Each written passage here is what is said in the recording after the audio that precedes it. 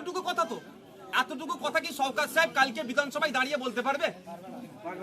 আমি কালকে বলবো না, আপনাকে কথা দিচ্ছি, আমি কালকে বলবো না। কালকে শওকত সাহেব বলে নাকি অপেক্ষা করব, 20 তারিখের অবধি আমি বলে নেবো কথা, কথা দিয়ে গেলাম আপনাদের। জানতে চাই, আমি জানতে চাইবো মাননীয় পুলিশ মন্ত্রীর কাছে জানতে চাইবো কি ব্যবস্থা গ্রহণ করেছেন। 20 তারিখের অবধি অ্যাসেম্বলি চলবে, কালকে ছাড়া 18, 19, 20 3 দিনের মধ্যে আমি একদিন জিজ্ঞাসা করবোই কালকের দিনটা কার জন্য ছেড়ে গেলাম? শওকত সাহেবের জন্য। আমি নাকি এই সেই বলে দেখে দেয়, উনি মুসলিম দরদি, আমি শুধু মুসলমান দরদি নাই বলে গেছি কিন্তু আপনাদেরকে। আমি মানুষের উপর অত্যাচার হলে তার পক্ষে নেবো, যে অত্যাচারের শিকার, সে হিন্দু মুসলমান যে কেউ হতে পারে।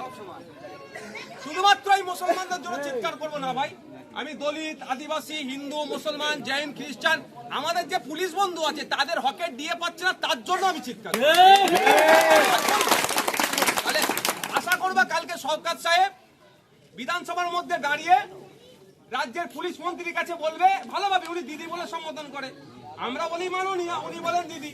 চলো দিদি, বারুইপুরের ঘটনাতে কজন অ্যারেস্ট করলো বা পুলিশ কি করছে একটু জানান, বা অ্যারেস্ট করেনি যেন অ্যারেস্ট করে একটু বলে দিন।